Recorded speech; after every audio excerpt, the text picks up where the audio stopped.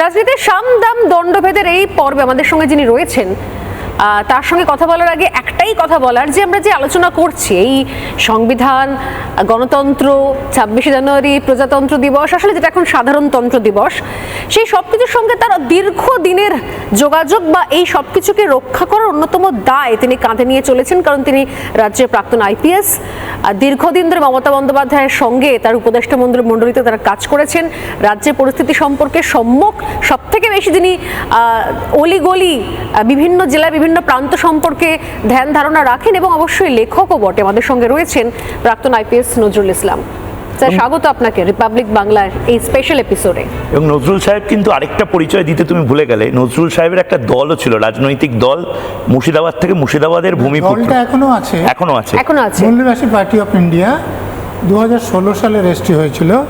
গত পঞ্চায়েত ইলেকশনে মালদাতে কয়েকটা সিটও তারা দখল করেছিল, কিন্তু বিধানসভা বা লোকসভায় তেমন কিছু করতে পারে। কিন্তু সেই মুর্শিদাবাদে ধরে রাখতে পারবে সেখানকার মানুষজন মুর্শিদাবাদকে? মুর্শিদাবাদের মানুষজন তো মুর্শিদাবাদকে ধরে রাখবে, কিন্তু মুর্শিদাবাদের এতদিনের যে একটা ঐতিহ্য ছিল, সেকুলার মনস্ক মানুষজনই সেখানে বাস করতেন বলে আমি জানতাম, যাদের মধ্যে আমি বড় হয়েছি।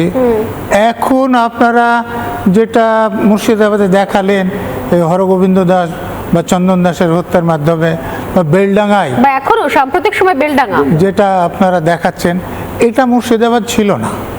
এটা সাম্প্রতিক কালের কি বলবো অবনতি, উন্নতি তো এটাকে বলা যাবে না। মুর্শিদাবাদের কোনো লোক বলছেন যে আমরা এত শতাংশ, অন্যরা এত শতাংশ, অত 1 ঘন্টার মধ্যে ভাগীরথী জলে ভাসিয়ে দেবো। তারপরে তিনি দলে থাকছেন, কিন্তু পরে যখন তিনি মসজিদ তৈরি করতে যাচ্ছেন তখন তাকে দল থেকে বের করা হচ্ছে। আমার হিসেব মেলে না। আচ্ছা, কি মনে হয়, মানে হিসেব মেলে না মানে কি মনে হয়? মনে হয় কি ভেতরে অন্য কোনো সমীকরণ কাজ করছে? সে ব্যাপারে কোনো সন্দেহ নেই। কারণ একটা সেকুলার দলে যদি কোনো একজন রাজনৈতিক নেতা বলেন যে আমরা 70%, মানে মুসলমানরা 70%, বাকি 30% হিন্দু, ওদেরকে 1 ঘন্টার মধ্যে কেটে গঙ্গা জলে ভাসিয়ে দিতে পারবো, তো সেই লোক কোনো সেকুলার দলে তারপরে থাকতে পারে? তিনি দাবি করছেন যে তার নেত্রী তাকে এটা বলতে বলেছিল ভোটের লাভের জন্য। আপনারা জানেন অধীর চৌধুরীকে, মোহাম্মদ সেলিমকে হারিয়ে ওখানে ইউসুফ পাঠানকে জেতানোর জন্য। তো এটা বিশ্বাসযোগ্য এই জন্যে যে না হলে তাকে কেন দল থেকে তখন বহিষ্কার করা হলো না। আর তারপরে এই যে এখন যে কারণে বহিষ্কার করা হয়েছে, তাহলে মসজিদ তৈরি করতে যাওয়াটা কি ওই 30% লোককে কেটে ভাগীরথীতে ভাসিয়ে দেওয়ার থেকে বেশি অপরাধমূলক? এটা তো হতে পারে না। মমতা ব্যানার্জি নিজে জগন্নাথ মন্দির তৈরি করছেন, দুর্গা মন্দির তৈরি করছেন সরকারি টাকায়, আর হুমায়ুন তো সরকারি টাকা করছেন না, নিজের টাকা করছে বা টাকা আদায় করে করছে। তো তাহলে সেই কারণে তাকে দল থেকে কেন বহিষ্কার করা হলো? এটা তাকে বহিষ্কার করা হয়েছে যেহেতু মুসলমানরা এখন মমতা ব্যানার্জিকে বিশ্বাস করছে না। মমতা ব্যানার্জির কিছু দুর্নাম করে তাদেরকে কাছে টেনে কয়েকটা আসন জিতে ভোটের পর যাতে তাদের ভোটের পর আমে দুধে মিশে যাবে। হ্যাঁ, মানুষ হচ্ছে আটি গড়াগড়ি খাবে, একদম মুসলিমরা হচ্ছে আটি তারা গড়াগড়ি খাবে, একদম ওই গায়ের দুধের মতো। যে দুধ দেয় তার লাথি খেতে হয়। মুসলমান কজন মুসলমান বসেছে যে মুসলমানদেরকে গরু বলেছে? ঠিক। আর ভোটটা হচ্ছে দুধ, আর লাথিকা হচ্ছে ইফতার পার্টিতে যাওয়া। বলুন যে ইফতার যে রোজা করে সেই তো রোজা ভাঙে, সেই ইফতার করে। যে রোজা করাতে বিশ্বাসই করে না, সারাদিন খেয়ে দিয়ে গিয়ে তার ইফতার কিসের? না, মমতা বন্দ্যোপাধ্যায় তো বলেন ধর্ম যার যার উৎসব সবার, তো ইফতার কোনো উৎসব নয়, পিআর অ্যাক্টিভিটি হয়ে যাচ্ছে অনেক ক্ষেত্রে। ইফতার কোনো উৎসব নয়। আপনি বলছেন শিক্ষিত একজন, আরে আমি মুসলমান ঘরে জন্মেছি, বড় হয়েছি, এবং ছোটবেলায় আমি এতটাই ধার্মিক ছিলাম যে যখন স্কুলে পড়ে তখন মসজিদে ইমামতি করেছি। আরে বাবা, হ্যাঁ, এটা আমার বই, আমি লিখেওছি। অতএব আমি একজন সাধারণ ইমাম যতটুকু জানে তার থেকে কম জানি না, বা সাধারণ মুসলমানরা যতটুকু তার থেকে কম জানি না। আমার মুসলমানদের করণীয় বইটা আপনি পড়ে দেখবেন। আপনি তো মুর্শিদাবাদে বড় হয়েছেন, মুর্শিদাবাদে বড় হয়েছেন, মুর্শিদাবাদে সেই- জন্মেছি, মানে বড় আমরা- হয়েছি, পড়াশোনা করেছি, কলেজ পর্যন্ত মুর্শিদাবাদে পড়েছি। হ্যাঁ, হ্যাঁ। সেই সময় আপনার দেখা মুর্শিদাবাদে সরস্বতী পূজা হতো না হতো না? হতো, আমাদের স্কুলেও হতো। স্কুলে হতো, আপনি যেতেন? হ্যাঁ, সরস্বতী পুজো আমি গিয়েছি। তাহলে আজকে বাংলায় এই সরস্বতী পুজো নিয়ে এত কথাবার্তা কেন? দেখুন, এখন মানুষকে ধর্মের ভিত্তিতে বিভক্ত করে রাজনৈতিক নেতারা তাদের দলে টানতে চাইছে, তার জন্যে এই বিভাজন। না হলে আমার দেখুন, যে বইটা আমি প্রথম সাহিত্য পুরস্কার পাই বাংলায় হিন্দু মুসলমান সম্পর্কের জন্য, তার ভূমিকায় আমি লিখেছি যে আমার আনন্দ কাকা বা আমার গোপাল দাদু সে আমার বাবার ক্ষতি করবে অথবা আমার বাবা তাদের ক্ষতি করবে, এটা আমাদের মনে কখনো আসেনি। সব পাল্টে গেল। হ্যাঁ, সব পাল্টে গিয়েছে। আমার এই গোপাল দাদুর ছেলে এখনো বেঁচে আছে, গোপাল দাদু মারা গিয়েছেন। এই কয়েকদিন আগে আমাকে ফোন করেছিলেন যে আপনি তো এইসব কথা আমাদের কথা বলেছেন, তা আমরা আছি কিন্তু এখন অবস্থাটা কীরকম হয়েছে। গোপাল দাদুর ছেলে ফোন করেছে, ছেলের নামটা আমি ভুলে গেছি, কিন্তু সে গোপাল দাদুর পরিচয় ফোন করছে, সে এখন বর্ধমানে আছে। এই বিপুল সময় আপনার কেটে গেল, আপনি একটা মুর্শিদাবাদে বিপুল সময় কেটেছেন, যেখানে আমাদের একটা সামাজিক জায়গা আলাদা ছিল, আমাদের সংস্কৃতি আলাদা ছিল। সেই সংস্কৃতির মধ্যে হিন্দু মুসলিম এই ব্যাপারগুলো অতটা লাগতো না। দেখুন, আমি তো কি হলো? আমার বইয়ে এটা লিখেছি যে গোপাল দাদু আমার বাবারা একই মাঠে কাজ করতেন, আনন্দ কাকার একই মাঠে কাজ করতেন। ফারাক শুধু হতো ঈদের দিন আমার বাবা ঈদ পড়তে যেতেন, সেখানেও আনন্দ কাকা গোপাল দাদুরা যেতেন, আমাদের বাড়িতেও আসতেন।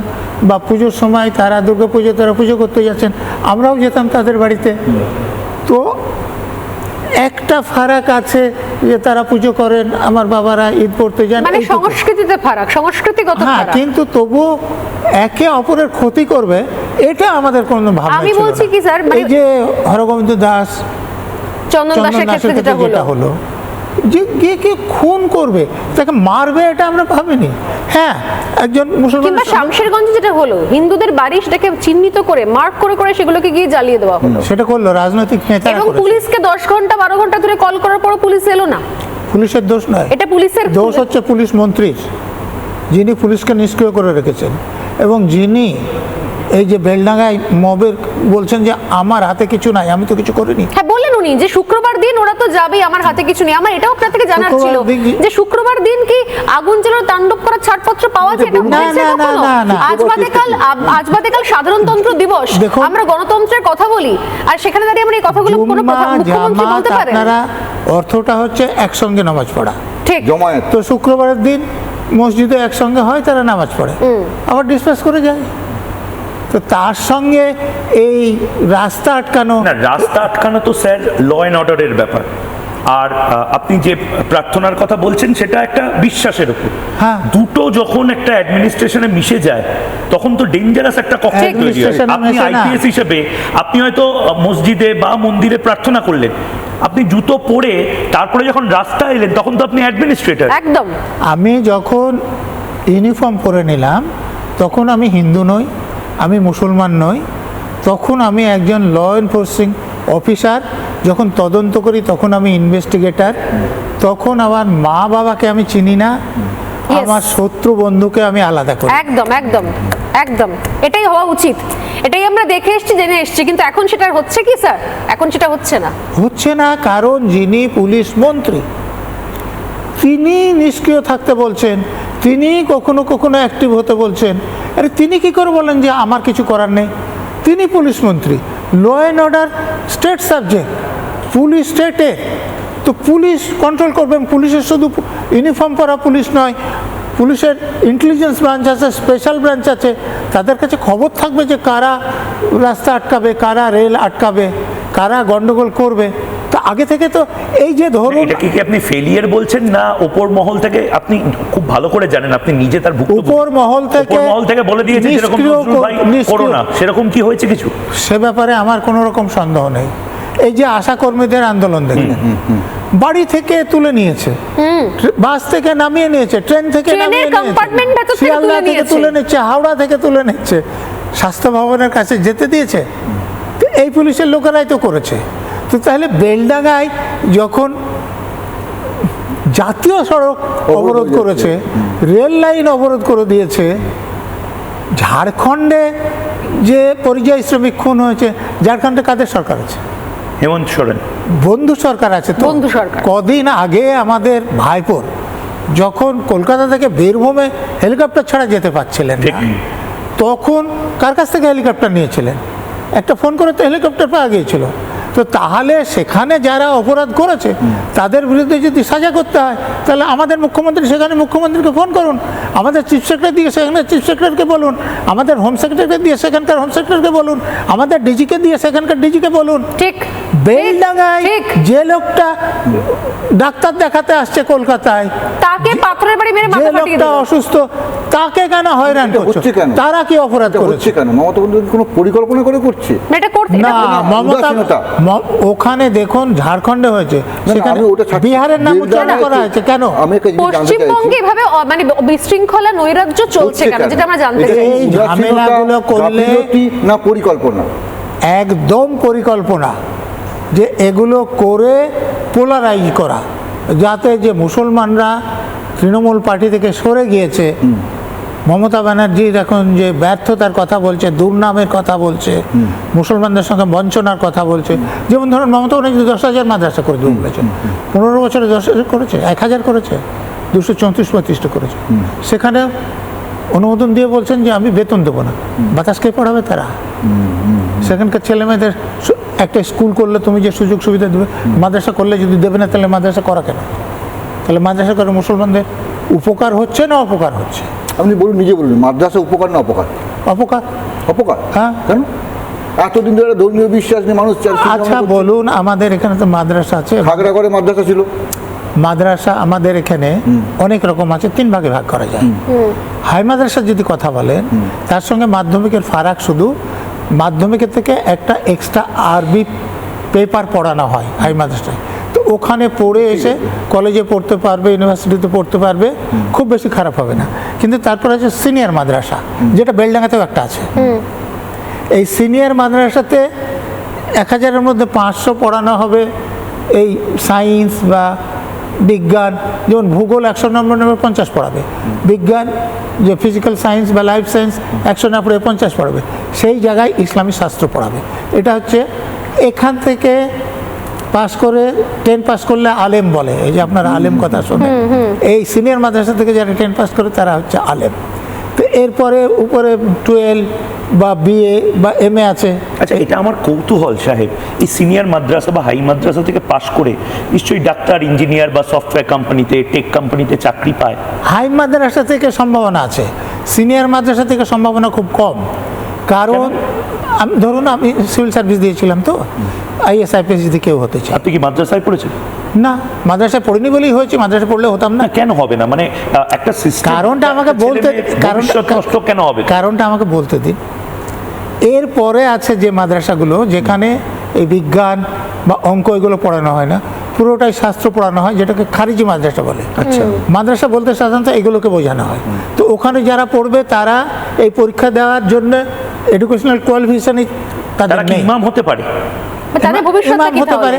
ইমাম হওয়ার মুসলমানদের শর্ত হচ্ছে যে সে ধার্মিক হবে, সে ন্যায়পরায়ণ হবে, সে যে নামাজ পড়েন বা পড়ান সে উচ্চারণটা শুদ্ধ হতে হবে। মানে আরবি নামাজের নিয়াত আপনি বাংলাতে করতে পারেন, কিন্তু কোরআনে যে সূরাটা পড়ানো হয় সেটা এখনো আরবিতেই পড়ানো হয়। আচ্ছা, মানে ওটা মানে বাংলার মানুষ যদি জানতে চায়, আমি যেটা জানছি, যেটা পড়ছি, সেটা আমি বুঝবো কি করে, যেটা নিজে আরবি জানেন না? আরবি যদি জেনে যান তাহলে দেখবেন যে এটা খুব সাধারণ কথা। আপনি সংস্কৃত মন্ত্র যদি জেনে যান দেখবেন সেটা খুব সাধারণ কথা। সেই জন্য হিন্দুদের পণ্ডিতরা, তেমনি মুসলমানদের যারা মুমিন আছে, না মুমিন অন্য জিনিস, মুমিন মানে ধর্ম বিশ্বাসী, ধর্ম বিশ্বাস, মুসলমানদের যারা মোল্লা আছে মোল্লা বা এই ইমাম আছে, আলেম আছে, ইমামদের আপনারা মাঝে সাঝে ডাকেন, তাদের সঙ্গে কথা বলে দেখবেন যে তারা দুনিয়ার অন্য কোনো খবরই রাখেন না ওই শাস্ত্র ছাড়া। আমি কখনো কখনো ইংলিশ চ্যানেলও দেখেছি, আপনাদের রিপাবলিকও দেখেছি, এই লোকদের যখন ডাকা হয় এদের কোনো কানেক্টিং পয়েন্ট নেই। আচ্ছা, আমাকে একটা কথা বলুন সাহেব, আপনি যেহেতু মানে নবান্নতে আপনি বোধহয় কাজ করার সুযোগ পাননি, রাইটার্সই পুরোটা। হ্যাঁ, রাইটার্সে কাজ করেছি, পুরোটাই মহাকরণ। এই যে ভবানী ভবনে কাজ করেছি। এত অপছন্দ কেন? এত অপছন্দ কেন আমাকে? আমাকে অপছন্দ, আমাকে একমাত্র অফিসার যাকে মমতা ব্যানার্জি সরাসরি ফোন করে তার কাছে ডেপুটেশনে নিয়ে গিয়েছিলেন, এবং সেখান থেকে গিয়ে আমাকে ব্যবহার করে বেশি ঘুষ আদায় করছিলেন। আমি সামনাসামনি গিয়ে বলি যে আপনি ঘুষ আদায় করবেন কিনা সেটা আপনার ব্যাপার। কাকে বলেছিলেন? মমতা ব্যানার্জিকে।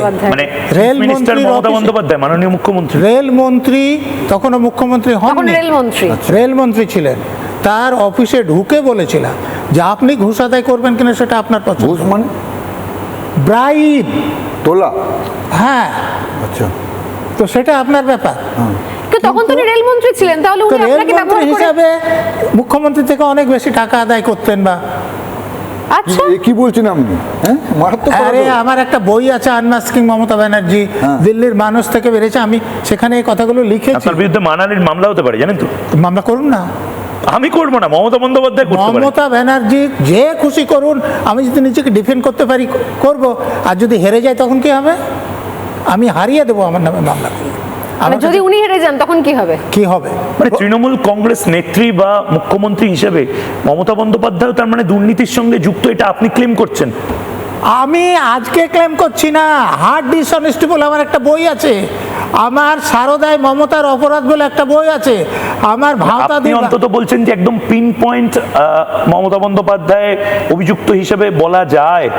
আমি বলছি আমি যা লিখেছি তার ভিত্তিতে মমতা ব্যানার্জিকে জিজ্ঞাসাবাদ করা যায়, অ্যারেস্ট করা যায়, হাজতে পাঠানো যায় মুখ্যমন্ত্রী হিসেবে। মানে যা প্রমাণ আপনার কাছে রয়েছে। আমাদের দেশে একমাত্র 361 নম্বর ধারা সংবিধানের প্রেসিডেন্ট এবং রাজ্যপালের ইমিউনিটি আছে। তারা যখন পদে থাকবে তাদের বিরুদ্ধে কোনো ক্রিমিনাল কেস করা যাবে না, এবং সিভিল কেস করতে হলে নোটিশ দিতে হবে। কিন্তু আমাদের প্রধানমন্ত্রীরও ইমিউনিটি নাই, মুখ্যমন্ত্রীরও কোনো ইমিউনিটি নয়। মুখ্যমন্ত্রী অপরাধ করেছে এটা প্রমাণ হলে তাকে হাজতেও যেতে হবে, তাকে জেলেও যেতে হবে, জরিমানাও দিতে হবে। অরবিন্দ কেজরিওয়ালের ঘটনা, অন্তত সংবিধান তো তাই বলছে। ঠিক, আমি একদম আমাদের দেশের আইন তাই বলছে। দেশে এমন কোনো আইন নাই যে মুখ্যমন্ত্রী অপরাধ করলে তার সাজা হবে না, প্রধানমন্ত্রী অপরাধ করলে তার সাজা হবে না। একদম শেষের দিকে চলে এসেছি।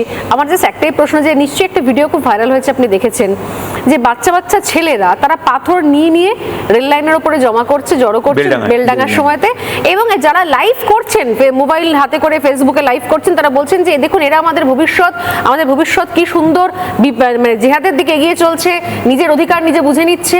আমার বক্তব্য হচ্ছে আজকে এই সময় দাঁড়িয়ে 2026 সাল, আজ বাদে কাল 26শে জানুয়ারি, এই সাধারণ জনসাধারণ এই যে সেকশনটা তৈরি হচ্ছে, এরা কারা? এরা কি আদৌ দেশের সংবিধান গণতন্ত্র রক্ষা করার জন্য তৈরি হচ্ছে ভবিষ্যতে? আমি অনেকবার বলেছি স্যার আপনার কথার উত্তর দেবেন, তার আগে আমি একটা কথা বলে দিচ্ছি।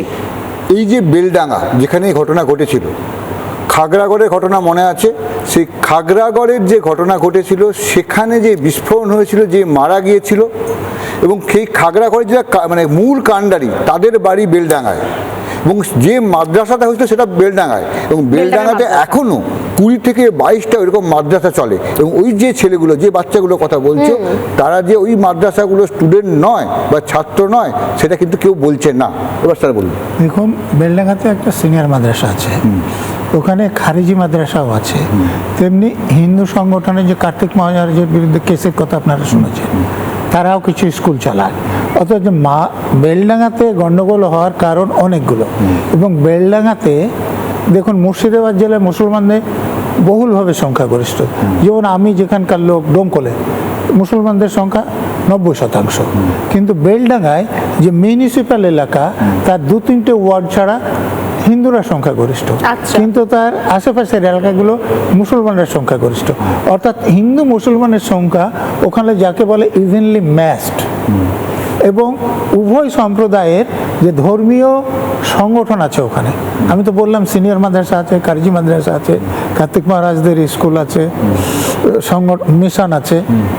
অতএব ওই জায়গাটাকে কমিউনালি সেন্সিটিভ করার যথেষ্ট সুযোগ আছে যদি ওখানকার লোকেরা সচেতন না হয়। সেটা তো আপনি আজকে বলছেন না, মানে এটা আগে থেকেই যারা গোয়েন্দা, যারা রাজ্য পুলিশের স্পেশাল সেল, তারা না, না, এই যে 2012 সালে 2012 সালে আমি মুসলমানদের করণীয় বলে যে বই লিখেছি, সেখানে এই কথাগুলো বলার চেষ্টা করেছিলাম যে ইমাম ভাতা দিয়ে মুসলমানদের কোনো উপকার হবে না, হজ হাউস তৈরিকে মুসলমানদের কোনো উপকার হবে না। মুসলমানদের যদি উপকার করতে হয়, যেখানে বেশি মুসলমান থাকে সেখানে আধুনিক স্কুল করতে হবে, মাদ্রাসা নয়, সেখানে ভালো কলেজ করতে হবে, IIT IIM এ যাতে মুসলমানরা ভর্তি হতে পারে তার উপযুক্ত করতে হবে, মুসলমানদের যারা প্রভাবের পদে আসতে পারে তার ব্যবস্থা করতে IIT হবে। IIM চায় বেলডাঙ্গা ডোমকল, এই সমস্ত জায়গা। আপাতত এই সাধারণতন্ত্র দিবসের আগের রাজনীতি সামদাম দণ্ডভেদের এই এপিসোড আপনাদের কেমন লাগলো আপনারা জানান, এবং তার পাশাপাশি আমাদেরও ভাবতে হবে আমরা আসলে আমাদের ভবিষ্যতের জন্য কি রাখছি। ছোট্ট বিরতির পর ফিরে আসছি, সঙ্গে থাকুন।